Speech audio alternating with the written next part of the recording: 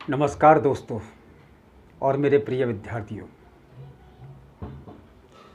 आज का टॉपिक है नाज़ीवाद और हिटलर का उदय। Nazism and the rise of Hitler. जैसा कि आप सभी ने हिटलर का नाम सुना होगा। हिटलर एक ऐसा नाम है जिसकी मिसालें ग्रामीण क्षेत्रों में भी दी जाती हैं। बड़े बड़े बुजुर्ग कहते हैं कि तू तो बहुत बड़ा हिटलर हो गया है। अगर किसी फैमिली के अंदर कोई सख्त रवैया अपनाते हैं कोई बुजुर्ग, तो बच्चे उनको हिटलर की उपाधि दे दिया करते हैं, या कह देते हैं भाई कि उस देश का प्रधानमंत्री या राष्ट्रपति हिटलर से कम नहीं समझता अपने आप को।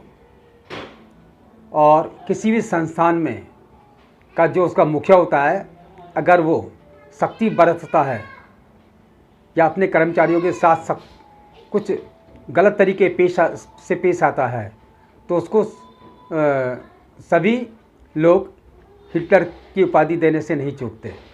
बहुत ही लोकप्रिय नाम है हिटलर। अब इतना नाम क्यों है हिटलर का? वो ये कि हिटलर, मैं समझता हूँ कि दुनिया का सबसे बड़ा तानाशाह था। ना केवल सबसे बड़ा तानाशाह था, बल्कि सबसे क्रूरतम तानाशाह था। तानाशाह किसे कहते हैं? कि किसी देश का शासन बलपूर्वक यदि कोई एक ही व्यक्ति चलाए और वो अपनी मनमानी करे, तो वह व्यक्ति तानाशाह कहलाता है, डिक्टेटर कहलाता है। अब हिटलर बहुत ही क्रूर तानाशाह थे। उनका सबसे बड़ा जो नाम है, या उनको क्रूरतम, इतिहास के क्रूरतम कालखंड में जो लिखा जाता है या क्रूरतम शब्दों में जो लिखा जाता है, वो है एक विशेष धर्म यहूदी। उसने अपने शासनकाल में यहूदी वर्ग के करीब 60 लाख लोगों को जिंदा गैस चैम्बरों में डालकर मार दिया था। मैं समझता हूँ इतना बड़ा जेनोसाइड, इतना बड़ा नरसंहार मानवता के इतिहास में किसी भी तानाशाह ने या किसी भी क्रूरतम बादशाह ने आज तक नहीं कराया होगा। किसी भी मानवता की इतनी बड़ी संख्या में नरसंहार करना सचमुच में अपने आप में मानवता नहीं बल्कि एक जानवरों वाला अपराध है। वो मानव नहीं है बल्कि एक जानवर से कम नहीं है।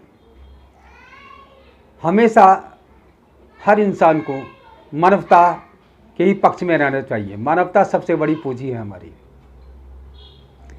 तो आज के चैप्टर में मैं आपको हिटलर का एक परिचय मात्र ही बताऊंगा।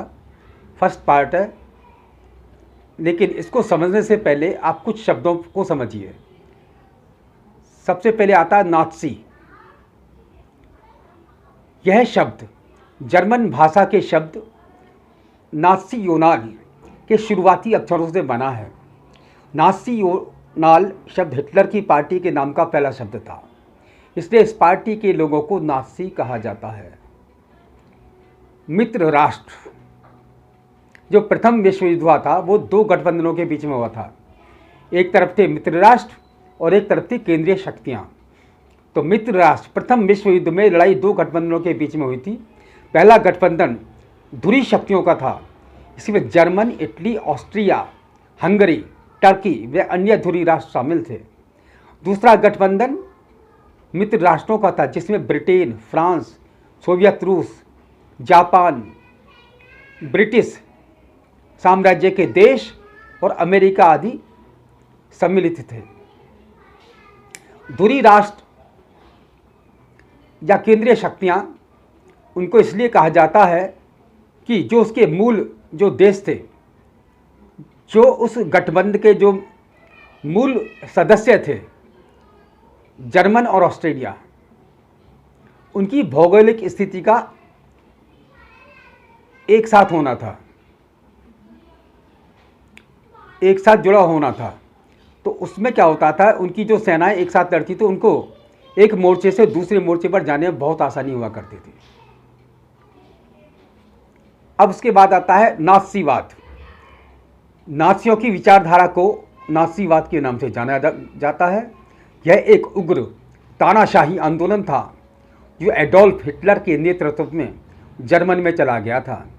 इस आंदोलन के बल पर ही हिटलर सन 1933 में जर्मन का तानाशाह बना था। प्रथम विश्व युद्ध, यह युद्ध सन 1914 ईस्वी से सन 1918 तक लड़ा गया था। इस युद्ध के दौरान लगभग आधी दुनिया हिंसा का शिकार हुई थी। इस युद्ध में लगभग 1 करोड़ लोग मारे गए थे।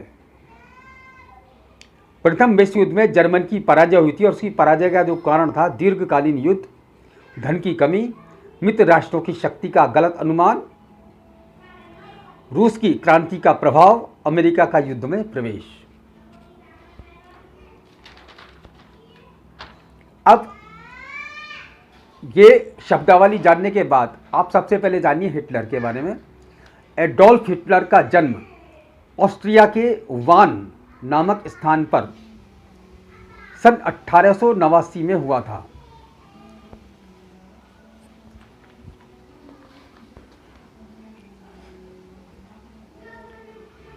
हिटलर की प्रारंभिक शिक्षा लिंज नामक स्थान पर हुई थी। पिता की मृत्यु के बाद 17 वर्ष की आयु में हिटलर वियना चला गया था। इस समय वह साम्यवादियों और यहूदियों से घृणा करने लगा था। जब प्रथम विश्व युद्ध आरंभ हुआ था तो वह सेना में भर्ती हो गया था। इस युद्ध में जर्मन की पराजय का उसे बहुत ज़्यादा दुख हुआ था।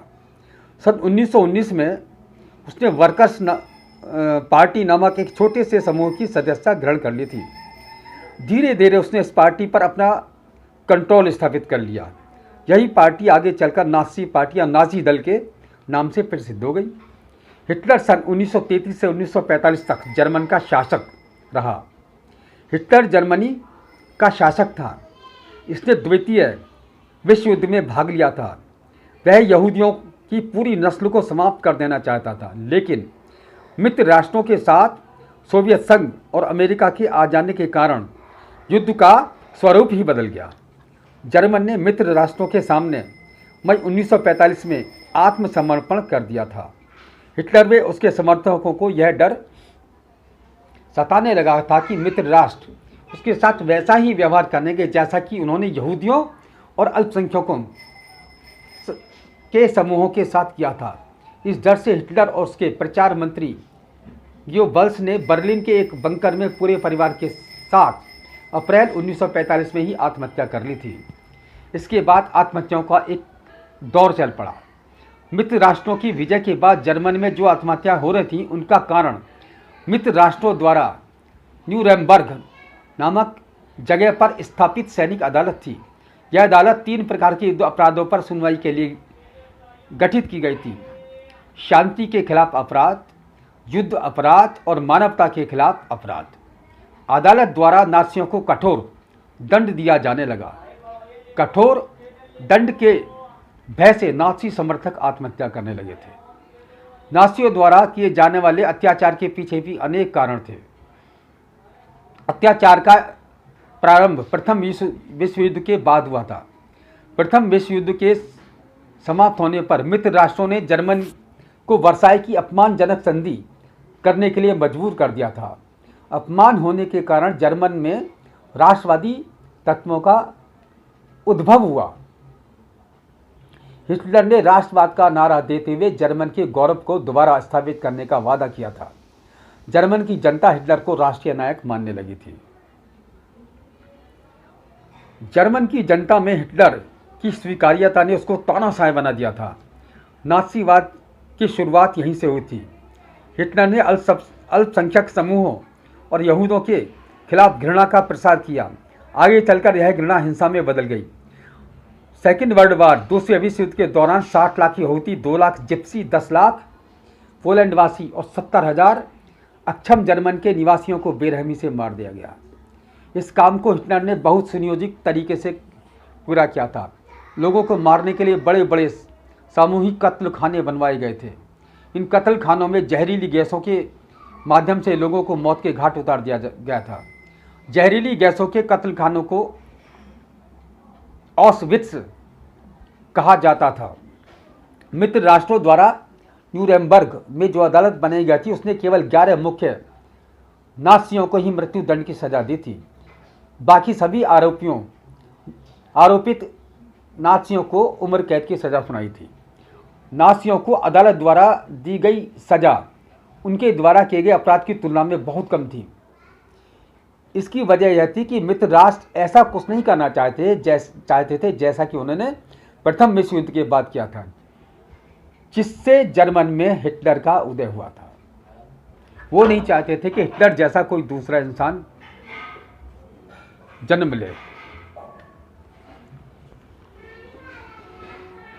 तो आज का ये फर्स्ट पार्ट मैं यहीं पर ख़त्म करता हूँ और बाकी इसका पूरा विवरण मैं अगले पार्ट में दूंगा। अगर मेरा ये वीडियो आप सबको अच्छा लगे तो इसको सब्सक्राइब, लाइक और शेयर करना मत भूलना। Okay, thank you my friends and my dear students.